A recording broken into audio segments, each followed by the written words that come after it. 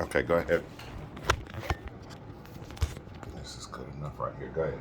Yes, so with the meet and exceed, again, I do have work to do. You see, the percentages are not where I would like them to be for me, as a Correct, correct. person. Um, but they are making progress. So with the students that are meeting and exceeding, I do have, their learning continuum information and wristband cards so that I can assist them and push them to where they need to be. Mm-hmm. But I do have a large intervention group that I also have to work with and try to get that done in With the the morning. intervention group, Mhm. are these students that you would recognize as tier two? Because one of the things that we did say is that everybody in the EIP, or at least just about everybody, in this case it would be Nicholas doesn't fall under that category, but everybody should have some type of intervention going on.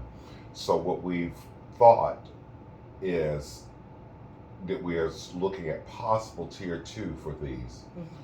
However, in what you've said to me earlier was that there's some of them that actually had scores that actually would say that they shouldn't be, but Mhm. when they took the test this time, it actually dropped. So it's one of two things: somebody either did it for them or they didn't do it. Yeah, and I'm thinking we have the same thought. So maybe someone assisted them because I seen 220, and then it was a negative 27-point drop. So with the time that I had in the EIP with these students, I'm able to kind of build a rapport and see what they are capable of doing, Right. and then I'll just accelerate them by grouping them and just using the learning continuum and those wristband cards. So in the mornings during our tutorial time, we've all come together in our collaboration meetings to distinguish. We're going to do 2 days of math, Tuesdays and Thursdays, and Monday, Tuesday, Wednesday of reading. Now for fifth grade, since I was in Grown Readers, I told them that they at least need to build the stamina and be reading for 30 minutes Good, good. at a time. So by the time they walk in that door, they need to either get on the computer and read an A to Z, kids, A to Z, or Head Sprout, whichever, where the students are. And they need to do it for, build the stamina and be able to concentrate. Some of the other teachers may not want them on the computer every day, so they're pulling up passages so they can get used to reading those passages, longer passages. So yeah, that's what we're doing. For reading, for math is the RIT card. So Miss Clark did give us a nice set of cards on paper that when we're pulling the intervention groups, we have data, anecdote notes that we can pull on Thursdays for a collab. So yeah, I do have four. Well, I tried to keep it down to three in my groups, but I want to meet them more, so I still confer. Mm-hmm. But that 15 minutes is a short Period of time for me really to confer with my students. I might get, two in. I'm trying on a goal of getting three, but it's just like trying to go get them to go get their bands, get in their spot. That's already 2-3 minutes, and I want them to move fast, but it's tight. So I'm still working on a consistency with my independent reading. And sometimes I'm during that time, which I know we want them reading their own books. I may have to do a read aloud. Okay. And so that would just be an internal. Is that an adjustment only for this class, or is it across the board? Well, for my class, I can only speak because I know that they didn't go through the Grown Readers process. Correct. So I'm kind of giving them some tips on how long they should be reading and things of that sort. But I wouldn't know exactly if they're, spreading out and having the students reading. And the reason, because the Growing Readers stopped at third grade, we didn't really get a chance last year because we were in virtual. We just could not do the virtual, the right. Either. And then the other part of it is that this will be the final group that will actually have not had any experience with Growing Readers. All right, very good. So I'm still trying to put it on them slowly because sometimes my team's a little reluctant. They got their ways. They're veteran teachers. Right. It's all good. But I'll just I think I will say this, and I'm going to share this with you. I have seen a massive shift in a lot of the things that are being done, which in turn is what there was some personal internal goals that we were trying to do, and I will say that in that process, we're beginning to see it. Of course, in the beginning, it was a little bit messy, but in the same breath, it was something that had to be done. And I can see a massive shift in the way that things are being done, to the point where I do believe the writing has started to get better, which in turn, for this particular grade level, it helps out because we're able to see in written form some of the challenges that we're running into. So awesome job there as well. I absolutely do see a big difference in constructive response. Coming from second grade to fifth grade, and I was expecting them, how they would skip the question or try not to answer it for constructive. For some reason, they didn't want to write.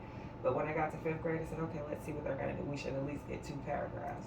And when we seen 7 to 10 students writing full 4 paragraphs, 5 paragraphs, in conclusion, I stayed up and literally read. I was reading. It was so exciting to read at home. So I just hope that now we do have the high, more proficient. I'm not going to say they're distinguished yet, but they're proficient. And now it's time to kind of meet that developing group to push them, over, to accelerate them. Because she's working well with the pretty much proficient on their way to distinguished. But now it's time to pull that other group in so that we can make sure that they're ready for the next, and give a little time for my little ones too. But right now we need to hit that developing group to push them over. But yeah, the donuts and on our benchmarks, they're not read. I can tell you that. So they were writing. They stayed on the test for at least over their 35-minute mark. So they knew that we were setting high expectations for them to make sure they took their time to take that test. So really good in science. We had some really good scores in science. And social studies, it's pretty good. I got a little green, orange on there, but I really need to push them with the writing and social studies. So as they're writing, the vocabulary is a little bit for my lower, so I have to break it down for my developing group. Now, because of the way that we did the EIP class, you don't see as much with our ESOL students in your class. You don't see any ESOL students in your class. When you run into the ESOL students, what are we doing to address those students? For the ESOL students, a lot of times I have specific academic vocabulary. So on my classroom wall now, I've actually broken it up on the dry erase where I'm doing like root of the day or prefixes to kind of help them break down or give them strategies for words. Syllables, I've been kind of doing a lot of it. So I'll take like 5 minutes, not even 5, and I'll go over a few words sometimes in class. And those will be the words that I'll go over throughout the week. You'll hear me repetition using the words repeatedly. Sometimes they have Galopade that they go to, and it has like it's like crosswords or different activities, and they get to do that as a vocabulary study. And then Google Classroom, they use that, and they're able to go in and do doodle notes and look up things. So they're drawing pictures to kind of help represent the vocabulary words. Gotcha. So that's what I've started. I keep changing it. I'm trying to build consistency, but I think the students are more engaged. All of my classrooms I'm seeing. And not only ESOL, but that's also for my SPED students. They're doing the work now. Okay. And that's making me feel good, because the other teachers are like, oh, they're done. They keep asking me, can they do their social studies work? So that's feels good. good, That's good. right? That's good. Feels good. The other thing, what I would like to do, especially those kids that you can kind of see there was a drop off, because I do think it will at some point. I can think about one family member who was brought to my attention. He said that he's struggling and so forth, and it's because he changed classes. And I'm thinking that particular family is one of those that may have in last year worked and kind of helped on the test, and now the result doesn't look quite the same. Have that conversation, the individual conversation, and say, this is what I'm seeing in the class. Twofold to it, and it kind of gives an explanation that the test is designed to teach where you are. So if it said that you were up here, but then all of a sudden you got a negative 31 drop. It lets you know that some of those skills were not really developed the way that we thought they were, or it's an individual conversation that you need to have with the child to understand you never take this test lightly. So one of the two things, but I think it's fair to kind of make sure that this particular population, because this is one of our African American males, and it's one of those things that we were wanting to help, but then the reality of it is we may have done something that caused a problem, and we want to see, is it an ongoing problem or is it something that we can resolve? However, he has been working. I think you know what your student. I know exactly. Okay. So and he is working. However, I have to get his mind back on his learning because his focus right now is on girls. Okay. So I've had that conversation with mom just a little while ago. Good. Yeah, and then we were working together, but I'm going to give her a call again. He is working, but another incident has occurred, so the counselor's dealing with that, and he's going to reach out. Okay, good. To mom. So yeah, awesome. I'm on top of him. He's going to get back because that's my, I always set a goal for myself. Like I give the students their goal sheet, and they set it. And it's a little discouraging when you see negative 31 or negative 27 because you know that you want to jump a RIT band, but how do you make a child jump 25 or 30 points? You know? So I think kind of honestly, negative. I really, really, really believe the things and the strategies that we're using, they're going to make those jumps, and I think it's going to be one of those because they're actually engaged and they understand what they're doing. There's a part of it in it that there's some skill that is just not there. But what we're finding, especially if you can say that, okay, they're doing well with the science, that means there's a piece that they can make that relation to. Yeah. And as you continue to go through the social studies, those are things when we began to do more of the paralleling, helping them to understand how this relates to them on a day-to-day basis, they will be able to see, oh, okay, this is what it means, and give a better explanation of it. So I actually believe that when it really boils down, we're going to see still some nice growth. It may not be the 31 that you said it, or the high, the cup 2 RIT bands. Still 115. I'll go half of 30. Give me something. And then remember, this is at the beginning of the year. We are in the beginning stages of it, and the key thing that we have seen in our upper grades is the engagement, more so than in past. You have a very difficult class with the way that we had to break up into the EIPs, and it's one homogeneous group that we're focusing on, and that's. But in the same breath, you're able to do some different things to really pull that out of them, which is ultimately what we have to do, or what the whole purpose of EIP is. And the good thing is you're doing different strategies. You're utilizing the reading A to Z. You're looking at all of the Google Doodle. What is the thing? Google Notes, the Google Teams. That's an activity. Those are different strategies that we would use. In some cases, it's the technology used. But in some cases, it may be an intervention in that you're putting visuals along with what they're seeing. All of that goes into us doing tier 2 type intervention. And that's just a matter of us actually seeing if it worked. Now, what we have to do at some point is say this is what we're doing for at least a tier 2. By putting that in there and saying that I'm doing those strategies or interventions, that is an actual intervention, and that is something that can be passed on to 6th grade.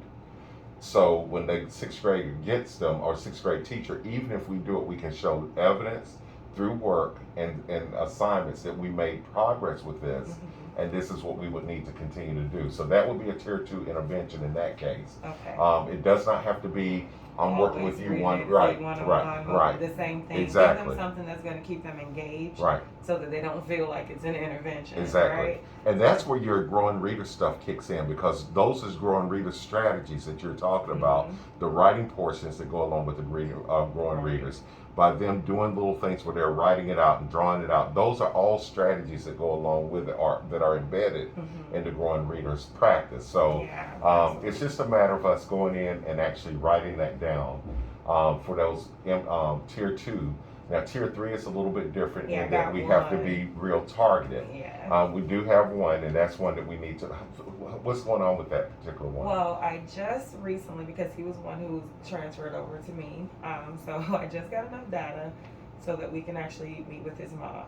Now, I talk with her on parent-teacher conferences, because I hadn't seen much communication through Class Dojo, and we have the social studies fair. I can't So, find out which one you're talking about now. Yeah, and so I finally got to her, talked to her for a nice time for the parent teacher This conference. is the one that wanted to go back virtual?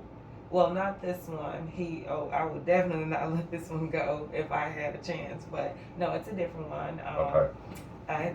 Jay, I'm gonna call him, and he just kind of moves at a slow pace. He's like, he lacks the effort that I would want for him. Right. So I did speak with his mom, and I said, well, he can read and he's capable.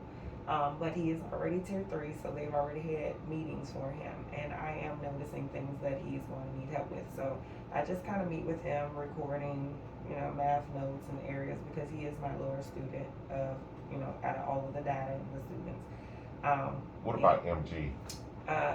She's the second one. Okay. So she's second. Are we doing anything with her in terms of tier 3 at this point? Well, she's my next on the list, because the meeting with him and the data that I have, I finally got his mom on Class Dojo, and we're talking.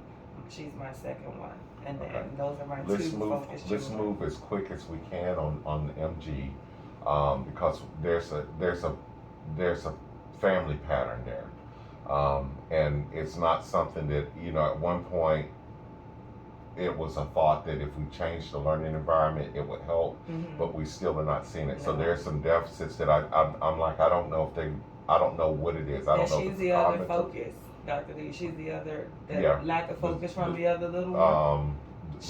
She's the reason. Focus, yes, and it's terrible. And at this point, we're working to get their mind back on track, but it also is outside factors that is probably causing, because we can talk to the parents, but we keep seeing with MG some of the same patterns over and over. And I will share, those are some of the living conditions.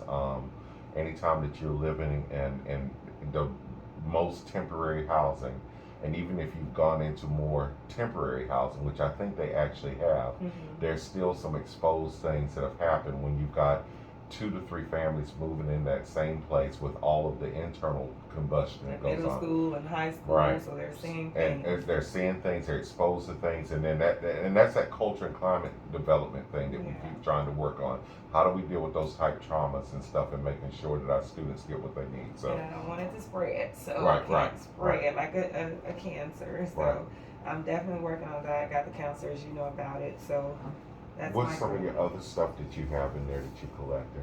Actually, I have, usually in here I have my pacing guide when I go to my meetings.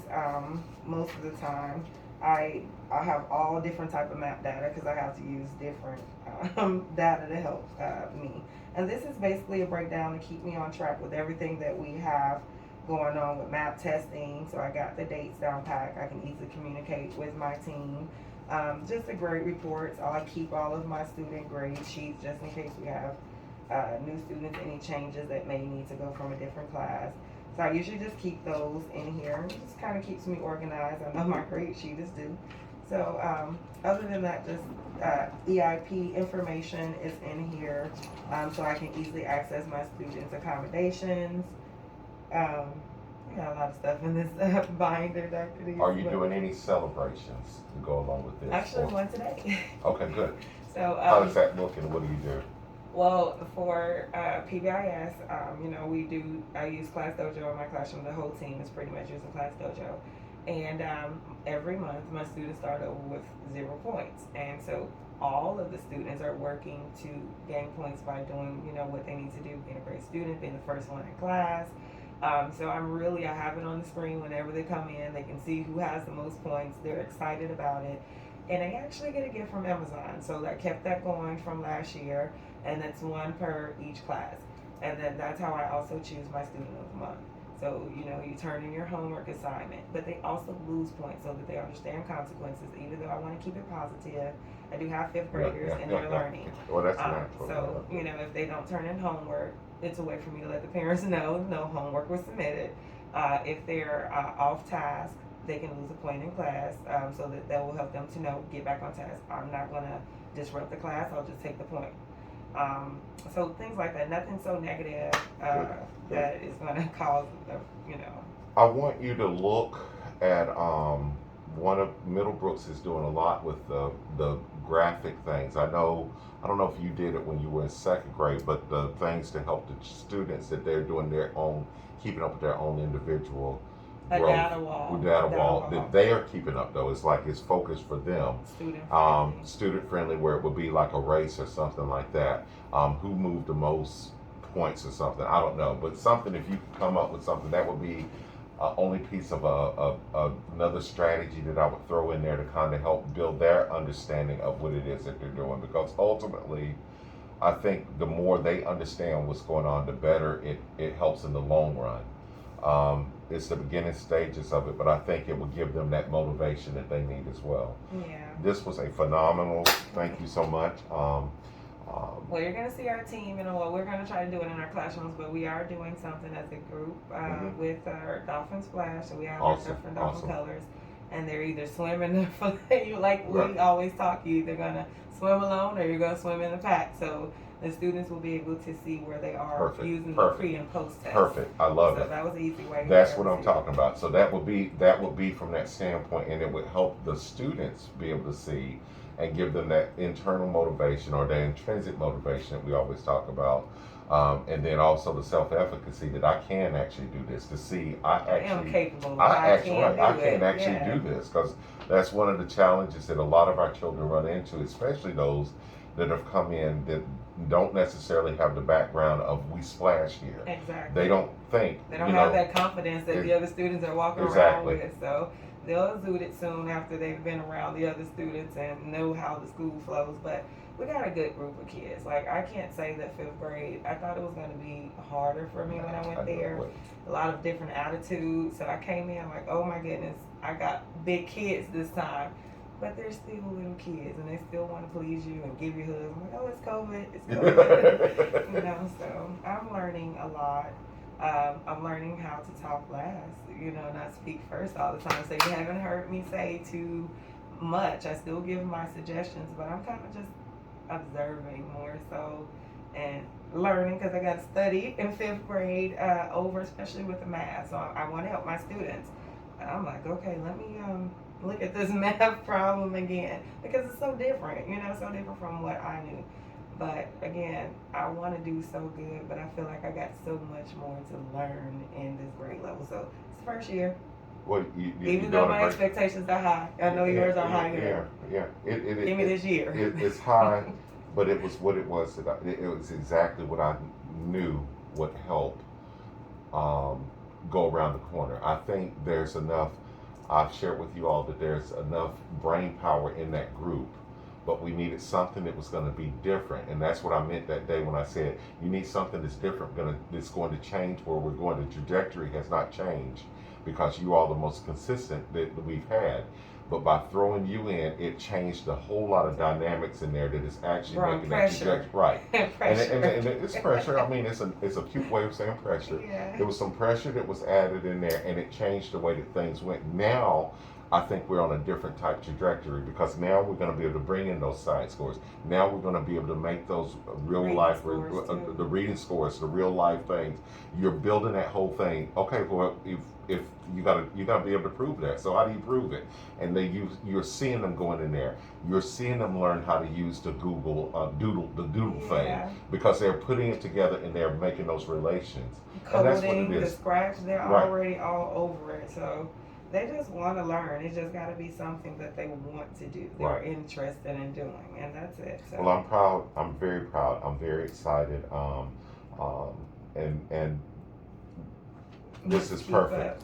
We'll try to do a social, and I know we gotta go, but one thing too, I do want the students to do like a student council, like a fifth grade student council, where they actually have to vote for a president. They're gonna have to write and have talk about the reasons, state their claim, talk about the reasons that they're doing it, and give the evidence as to why they should be president or vice president, treasurer of the school. Is it a way for you to do it from the standpoint that this would be the legislation or the American government democracy? Yes, absolutely. So I'm definitely open to that, and it helps to be able to say, this is what we're doing, and we can actually incorporate that as we go, because now if we're talking about them Keep getting doing it as into they come up to 5th grade, Exactly. so they'll understand. Oh, I get to put my posters around. right, We all get to vote at the Right. school like we're and having then an it gives them election. it teaches them you are your voice. Mm-hmm. You are speaking for not just you, but also the other people. So what And are for the the people school, saying? you get And to for the talk school. for the school. Hey, children want this. I am or, 200% with that, and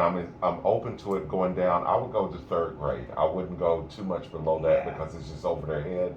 But definitely with 3rd grade, because now what you're doing is starting a council or a representation. What do we want? What do we need? And so, And then they can talk to like the mayors or send letters out to. and we can reach out. We can use reach those out to the outside community. community resources that we're talking about That's when we in go the out there. CSIP, right? There you go. So That's it. what I was Boom. thinking. Bam. Bam. Bam. Now that's my Boom. project-based stuff. Yeah, but that is it, because I was thinking of something. our new representative for this area reached out to us so we could go in there and have her come and talk and say, the people voted for me, Mm-hmm. so my job is to do XYZ. Yeah. We could go, maybe even a Dr. Morley or someone could come in and say, okay, my job is to speak for the people. Mm-hmm. I'm representing you as a people.